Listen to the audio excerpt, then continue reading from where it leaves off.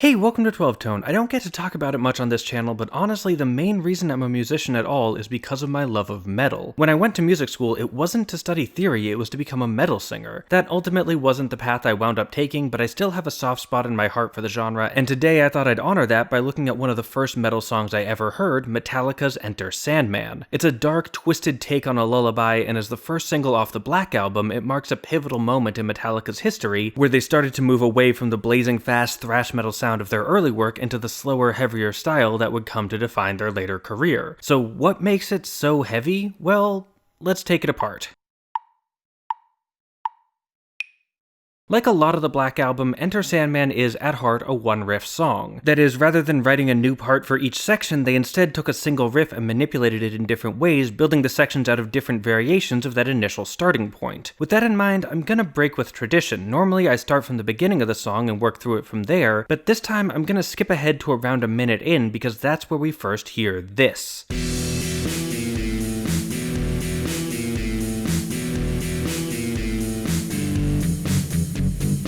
This is the full riff, and yes, I included the drums. Normally I don't bother, but honestly it just doesn't sound like Enter Sandman without them. They're such a huge part of the mix, and they give the song this massive, thunderous quality, so it felt wrong to leave them out. That's not to say it's a particularly complicated drum part. It's a pretty standard rock beat, with a kick on beats 1 and 3, snare on 2 and 4, hi-hats playing eighth notes, and the occasional cymbal for emphasis. But it lays a really important foundation for the rest of the song, and changes in the drum groove are a large part of how they differentiate between sections. But let's talk about the riff itself. Rhythmically, the whole thing is built on what's called an anticipation. Instead of landing on beat 1, the first note of each bar hits an eighth note early, giving the riff a sort of lurching effect. If we take that out, we get this,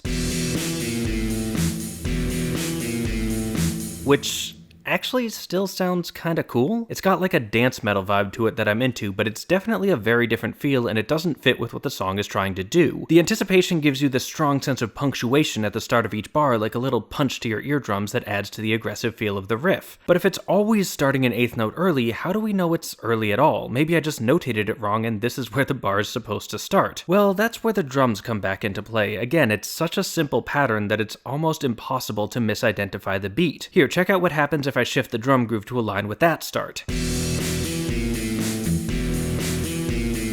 Again, still cool, but not at all the same. Structurally, this riff can be broken up into two parts. The first is the body. This is the real meat of the riff. They play it 3 times in a row, and it's the most recognizable part of the song. So how does it work? Well, honestly, it feels pretty harmonic to me. The structure is outlining a chord progression. We've got this low E power chord and this high E, and since we're pretty clearly in the key of E, this implies the 1 chord. Then we hang on this A for a while, implying the 4 chord. Going back and forth between 1 and 4 is a pretty common vamp because 4 adds instability and dissonance without really pointing us anywhere, so we get movement without a lot of resolution. We're not just sitting on the root, because that'd be boring, but we're also not doing anything that'd give us too strong a sense of finality. But what about this middle note? Well, that's a B flat because you can't spell metal without tritones. Seriously, give it a shot. You can't do it. It's impossible. Anyway, tritones are generally considered the most dissonant interval in standard tuning, with the possible exception of the minor second, so they're great for making your music sound dark and evil. In fact, they've even been historically associated with the devil, so naturally they're all over the place in metal music. Here though, it's doing more than just being generically dissonant, it's also serving as an approach note. We're falling from E down to A, but just going straight there is boring, so dropping to the B flat instead and then sliding down from there makes it feel a little spicier. After 3 times through the body of the riff, we wrap up with the tag. Here, I think the harmonic effect sort of falls back a bit and the riff becomes more melodic, which is ironic because unlike the body, most of the tag is played as power chords. There's still some harmony. This G, for instance, puts us in the mind of the flat 3 chord, which can do a lot of different things, but here I think the most important part is that it's directly below the 4 chord. We've been oscillating between 1 and 4, so now it's like we're going for the 4 again, but falling a little bit short. This is a kind of analysis called proximate harmony. It's not really about the chord's qualities or functions or anything fancy like that, it's just about their positions. It's kind of like the middle ground between harmony and melody, and it's often useful for breaking down riffs. Anyway, from there we get this, which is just straight up melodic. Again, you can look at these as chords, and if you do, then you'll probably want to apply that same proximate harmony approach, but honestly, I think these top notes are almost entirely irrelevant to what's happening here. We're just walking around the bottom of the scale. This is in stark contrast to the body of the riff, which is jumping all over the place, and again, it's worth noting that no part of this melody goes above the flat 3, which means the 4 from the main body is acting almost as a sort of ceiling, pushing this section down as low as it can. This all serves to create a sort of anchor point, tying us down for a second so the return to the main riff feels all that much more explosive. That sentence mixed like 3 different metaphors at once, and none of them actually make sense together, but you get my point. Tense, restrained interludes help prevent the big crashy bits from getting monotonous. With that out of the way, let's look at how the song transforms this riff in order to milk 5.5 minutes out of what is, in effect, 2 bars of music. We'll start at the beginning, where we immediately notice a couple changes. First of all, it's a clean guitar tone and the drums are just playing hi-hats on the backbeat. This is our first exposure to the riff, and they're going out of their way to avoid showing the full energy of it right away. But it's more than just instrumentation, the riff itself is different. On beat 4, we're supposed to have a low E, but instead we get a high one. This gives us a big dramatic drop down to the low E on the upbeat, further emphasizing the anticipation. Somewhat more subtly, after the first note, instead of a low E and a high E, we jump straight to that high E and use the extra space to add in a G too. This does a couple things. First, it gives us the third of the keys so we know we're in minor. Again, this is the very beginning of the song, so it's worth laying out the ground rules. The other thing it does though is mellow out the impact of the B flat a bit. In the main riff, we drop from E to B flat, which is a tritone, but here we're going from G to B flat instead, a major 6th. It's still a dissonant note in the key, but they're easing us into it. Again, you don't want to give too much away right off the top. This also helps explain the last difference. There's no tag. They just loop this modified version of the body over and over. Effectively, they're holding it back to give them something to build up to. Besides, the tag is there to make the body more explosive, and this intro's not really trying to explode. It's setting the stage for what's to come, but it's keeping a few tricks up its sleeve for later. From there, Lars Ulrich's drums kick in with this, where he's just pounding away on the toms. This gives it an insistent driving pulse, but importantly, there's no cymbals here, no hi-hat, no snare, no high-end drums of any kind. Later in the section, Ulrich uses some snares and cymbals for accents, but they're not really a structural part of the groove. Concentrating everything on the lower end of the kit makes this feel almost like a volcano. The pressure's building underground, and occasionally it erupts, which to continue the metaphor would be those snare accents he plays sometimes. They're few and far between though, making the whole first minute of the song feel incredibly tense until it all releases when the main drum groove comes crashing in with a riff. We're not there yet though. First we have to go through the incredibly long build-up. After the clean intro, Kirk Hammett turns on his distortion and starts building the full riff again piece by piece, starting with this, which probably doesn't remind you much of the riff because it's not. It's just a series of low E's played with a technique called a palm mute, where you press the side of your hand into the string so they can't vibrate as much, dulling the sound and preventing it from really ringing out. We get these high E's occasionally as decoration, accenting the last 8th note of each bar, which is a nice allusion to the anticipations that are coming, but by and large, this bit isn't so much a riff as it is a blank canvas. It's what Hammett builds the riff on top of. From there we get this, and we see the first pieces fall into place. Specifically, we have the high E and the B flat giving us the tritone. This is really interesting to me. The first thing you add should be the most structurally important part, and I'd have assumed that was the A, but putting the tritone first says that what really matters here isn't the harmonic structure, it's the darkness, it's the evil. Dissonance comes first, and only out of that dissonance do we get structure. The other thing that's changed is the last attack. It's an F power chord, one of the few musical ideas in the whole song that can't really be traced back to the riff. So what's it doing? Well, again, we're accenting this 8th note as a reference to the anticipation, and while the high E was doing that just fine in the last section, now we've already got one of those earlier in the riff, so another one would sound redundant. We need something different in order to really stand out. But why F specifically? Well, remember how I said the only interval that's debatably more dissonant than the tritone is the minor 2nd? Well, guess what F is in the key of E? Yeah. This also puts it right above the root, so from a proximate harmony standpoint, it gives a little sense of lift before we fall back into the next bar. After a bit of that, we continue building with this,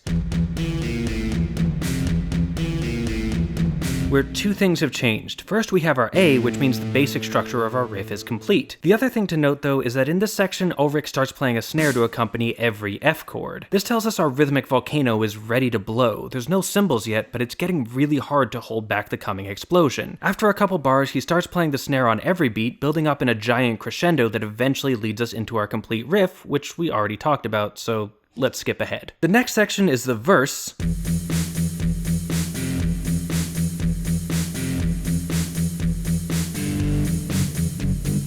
where the drums keep the groove going, but the guitar falls back into that palm mute pattern to make space for the vocals. However, unlike in the intro, the verse keeps the tag. After 3 bars of palm mutes, we get that same walk through the bottom of the scale. Unlike in the riff though, where the tag exists as a sort of break from the high energy body, here the tag is the release because it's being set against an even more restrained pattern. It's a good example of how context affects perception. The section as a whole is more subdued, so by comparison, the same set of notes played the same way take on a very different meaning. It's also worth noting that they're using the F power chord accent again, contrasting with the F sharp in the tag for more tension and a stronger release. From there we go into the pre-chorus,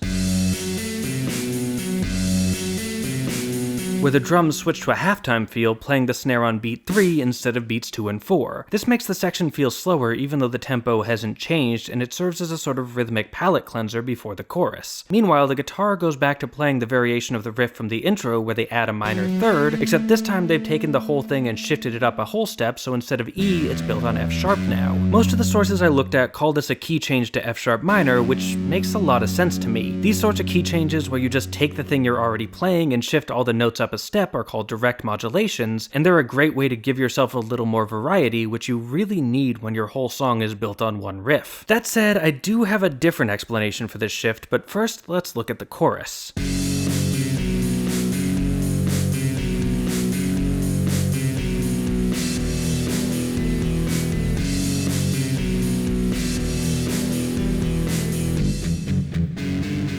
Specifically, let's look at this part in the middle where they play some sort of F sharp chord, then some sort of B chord, then some sort of E chord, which for the jazz fans in the audience should be setting off alarm bells. It's a 2-5-1. This is one of those rare pieces of music theory where the name actually tells you exactly what you're dealing with. A 2-5-1 is when you play the 2 chord, then the 5 chord, then the 1 chord. This is a really powerful progression because it quickly cycles through all 3 primary chord functions, and if you don't know what that means, don't worry, the important part is it's a way to set up a really strong resolution. So is that what's happening here? Did we never actually leave E? Was the whole pre-chorus just a prolongated 2-5? No, or at least that's not how I hear it. By the time we make it to the E chord, we've been on F sharp for so long that it doesn't really feel like 1 anymore. Plus, the melody in these sections has G sharps, which means if we are in E, then we're in major, which doesn't seem right. Still, the longer I do these analyses, the more convinced I become that every explanation has value, even if it's not actually the best one. So what can we learn from this 2-5 analysis? Well, I think it tells us why this key change feels so smooth. Normally, direct modulations are jarring. Think for instance of the last chorus of Bon Jovi's Living on a Prayer. If you know the song, you know exactly which part I'm talking about. It's stunningly obvious where the key change takes place. That's the point. But here, even though we're doing the exact same thing, the transition feels pretty natural, and I think that's because the 2-5 analysis makes enough sense at first that by the time our ears abandon it, we've already gotten used to the new key. It's not what's happening, but the fact that it could be what's happening helps hide the seam. This sleight of hand is aided by the fact that the harmony isn't really harmony. In a minor 2-5, we'd expect the F sharp chord to be diminished, whereas in a key change it'd be minor, but since the pre-chorus riff doesn't have any C sharps, it can sorta be both at once, and the C natural almost makes the 2-5 version sound correct until we get to the chorus where the power chord comes back, clearly establishing the key change as the best answer. Speaking of which, let's look at the chorus. It features a simplified version of the riff where the high F sharp is replaced with just holding the power chord a bit longer.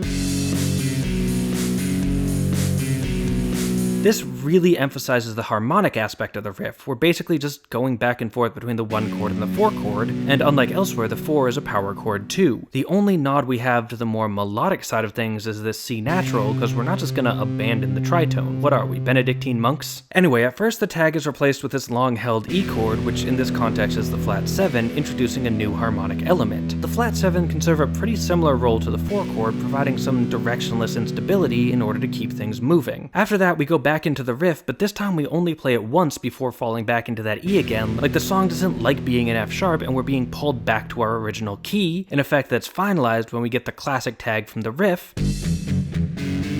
setting us back up in the key of E minor. From there we get another verse and chorus, with the only real difference being the addition of a series of guitar fills in the verse played through a wah pedal. Having something new the second time around helps keep the section interesting without really changing its composition. Then we get a massive solo that plays over basically every iteration of the riff we've seen so far, and at the end of that we wind up in the breakdown, where the clean guitar riff from the beginning comes back over the same pounding drums while James Hetfield does a spoken call and response version of a common bedtime prayer, recontextualizing the traditionally innocent rhyme and pointing out just how creepy it actually is. Like, if I die before I wake, why are we teaching kids to plan for the chance that they die in their sleep? Isn't that, like, actually super weird, right? Okay, I digress. From there, Hetfield switches back into his metal voice in order to sing a twisted version of another traditional lullaby, but with the words changed to be darker and more threatening, once again contrasting innocent imagery with a narrative context of just like being in a metal song. This time it's less subtly creepy and more overtly evil, which is emphasized by the guitar turning the distortion back on and shifting the riff up to F sharp, the chorus key.